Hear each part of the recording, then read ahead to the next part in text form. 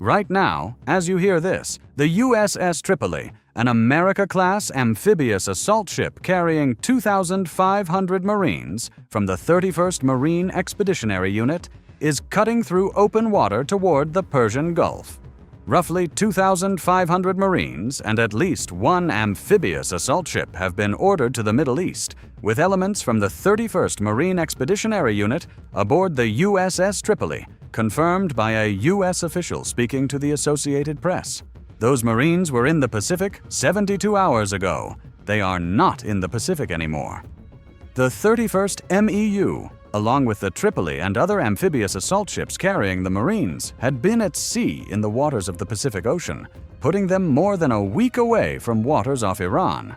That redeployment, confirmed within the last 24 hours, represents the single largest movement of ground-capable U.S. combat forces toward Iran since this war began on February 28th. The move marks a major addition of troops to the region. And when you combine those Marines with the carrier strike groups already on station, the fighter wings already flying sorties, and the naval armada already ringing the Persian Gulf, the total American force posture in and around Iran is approaching a scale not seen since the 2003 invasion of Iraq. Beginning in late January 2026, the United States carried out its largest military buildup in the Middle East since the 2003 invasion of Iraq, deploying air, naval, and missile defense assets. What you are about to understand is why those Marines are moving, what their arrival changes on the battlefield, and why Iran's new supreme leader has not been seen in public since taking power 5 days ago. The military picture right now is enormous. Start with the sea. The United States has deployed 2 aircraft carrier strike groups to the Middle East as part of Operation Epic Fury, its ongoing air and naval campaign against Iran, with total U.S. naval presence in the region now exceeding 30 warships, according to CENTCOM.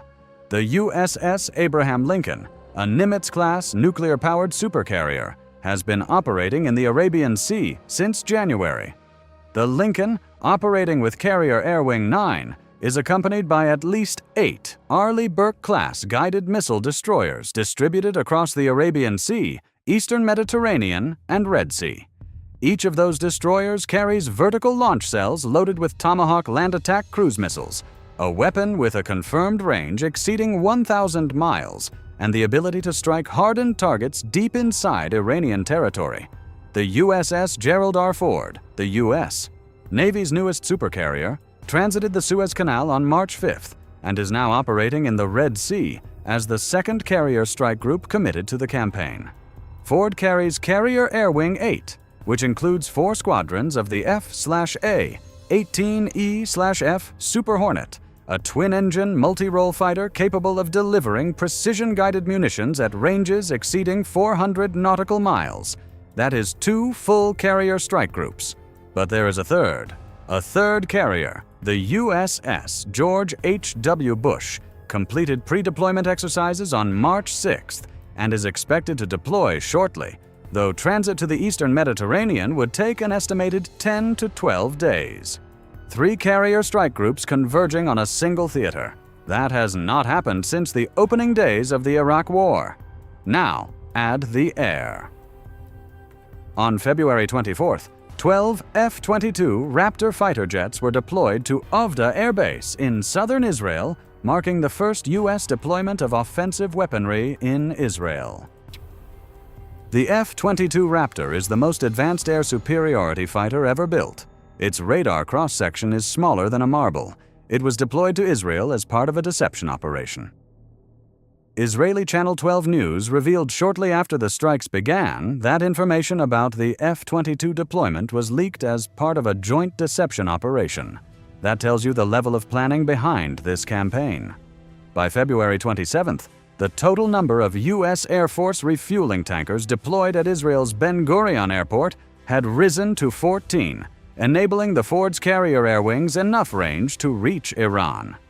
On the ground in the region, F-15E Strike Eagles, A-10 Thunderbolt IIs, EA-18G, Growler electronic warfare jets and multiple squadrons of F-35A Lightning IIs are operating from bases across Jordan, Israel, and the Gulf. There are F-15E Strike Eagles, A-10 Thunderbolt IIs, and EA-18G Growler electronic warfare jets based on land in the region. The F-35A is a fifth-generation stealth fighter. It sees everything. It is seen by nothing. And right now, it is flying combat sorties over Tehran every single day. The pace of those sorties is accelerating, not slowing. U.S. and Israeli forces have struck more than 15,000 targets, averaging over 1,000 per day. And Defense Secretary Hegseth said, "The campaign is on track to defeat, destroy, disable all of their meaningful military capabilities at a pace the world has never seen before." That is the confirmed number. 15,000 targets in 2 weeks, 1,000 per day. Friday saw, yet again, the highest volume of strikes that America has put over the skies of Iran and Tehran, ramping up and only up, according to Defense Secretary Pete Hegseth at a Pentagon briefing. He was not speaking in future tense. He was describing what was already happening above Iranian airspace in that hour. The strikes are not winding down. They are intensifying. Now take all of that firepower and add the 2,500 Marines currently sailing toward the theater. The deployment of the Marine unit does not necessarily mean troops will be deployed on the ground in Iran, as they can also provide land, amphibious, and aviation assets to military commanders. And the 31st MEU includes squads of F-35B Lightning II fighter jets and MV-22 Osprey tiltrotor aircraft.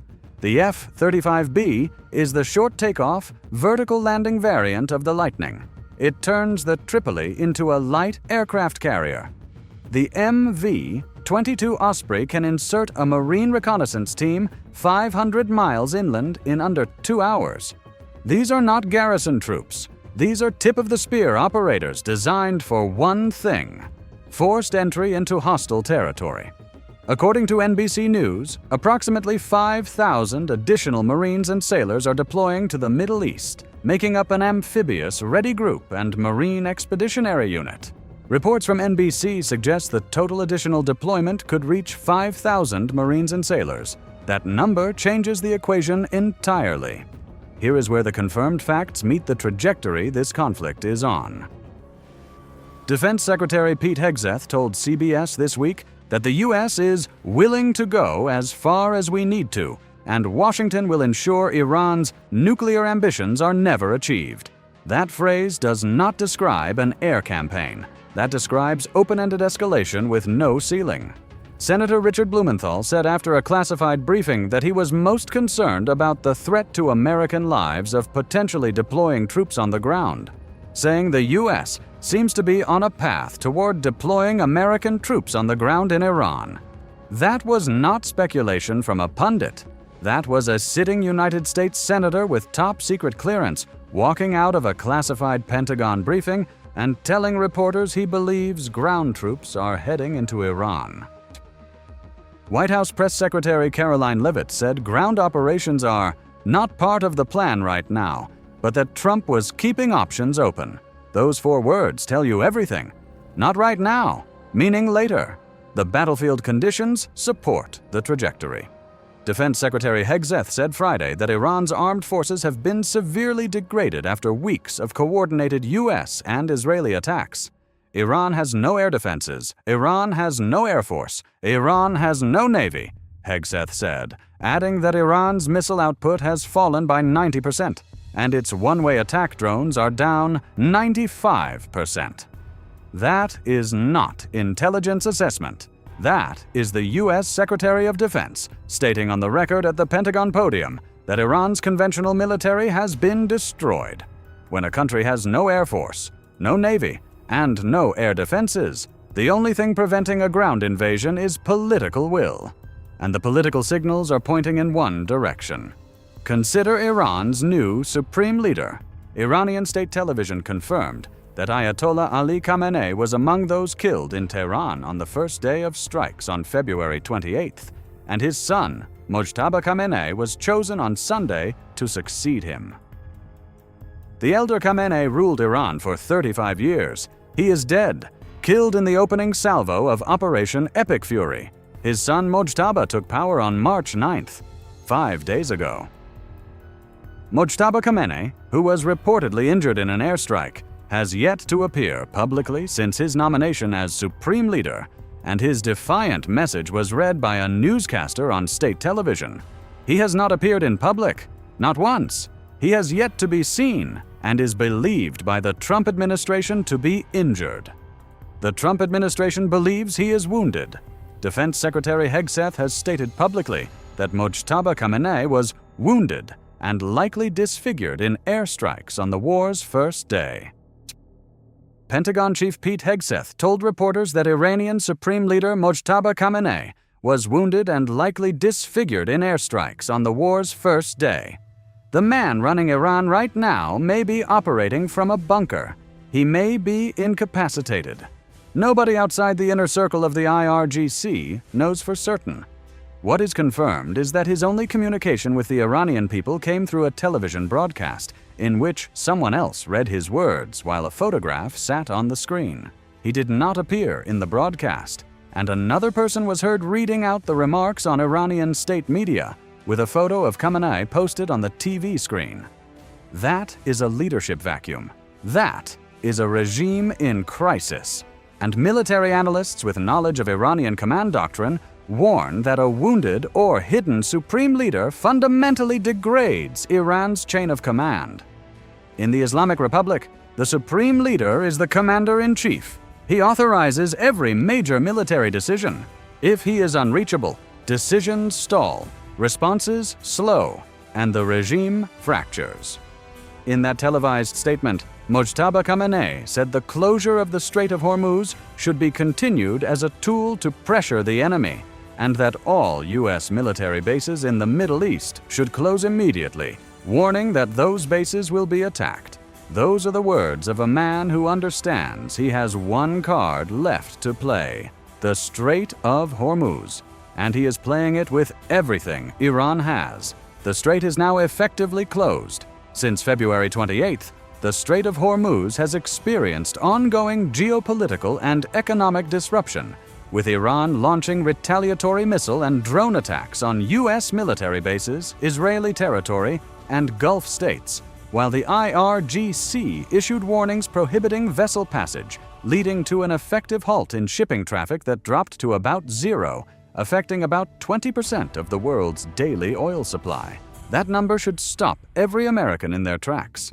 20% of the planet's oil supply, gone, blocked, held hostage by a wounded regime firing missiles at cargo ships. CENTCOM said Thursday that at least 30 Iranian mine-laying vessels had been destroyed since the war began.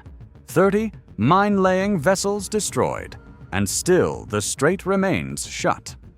Hegseth pushed back on claims that Iran has placed mines in the strait, saying the U.S. has no clear evidence, but the waterway remains effectively closed due to the conflict, and he vowed the U.S. will ultimately reopen it, though he offered no timeline.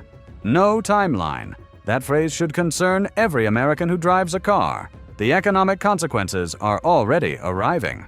Year to date, U.S. crude oil is up more than 70% since Iran worries began, up 47% since the war started, with U.S. oil nearly breaking $100 per barrel and international Brent crude rising to almost $104 per barrel. $100 a barrel. That translates directly to your gas station. With crude oil benchmarks hovering near $100 per barrel, prices may rise to all-time highs of $150 or greater by the end of March if the strait remains effectively closed with no clear end in sight, according to Rapidan Energy Group. $150 a barrel. If that number hits, you are looking at $6, $7, possibly $8 a gallon at the pump, depending on your state. The International Energy Authority warned Thursday that the 13-day conflict is creating the largest supply disruption in the history of the global oil market, surpassing those of the 1970s. That is not a commentator on cable news. that is the IEA, the global authority on energy markets, using the word largest and the phrase in history. Meanwhile, Iran is not sitting still. Iran is responding to the operation with missile and drone attacks targeting Israel, regional U.S. bases, and multiple Gulf nations. The Islamic Revolutionary Guard Corps has launched attacks across the entire region. Iran's IRGC says it has launched attacks on at least 27 bases in the Middle East where U.S. troops are deployed, as well as Israeli military facilities in Tel Aviv and other parts of Israel. 27 U.S. bases attacked. In the early hours of Friday, Iran targeted a U.S. air base in southern Turkey, and the ballistic missile was intercepted by NATO defenses. A ballistic missile aimed at a NATO member state, intercepted by NATO defenses. That is not a regional skirmish. That is a trajectory toward a wider war. Iran's Foreign Minister Abbas Araghchi warned that if Iran's energy facilities are targeted, Iranian forces will strike facilities belonging to American companies in the region. And smoke was seen rising from the direction of a major UAE energy installation on March 14th. That threat was made hours before reports emerged of smoke rising from a major energy installation in the UAE. The connection has not been officially confirmed, but the timing tells its own story. Iran is signaling that if the United States touches Iranian oil, Iran will set the entire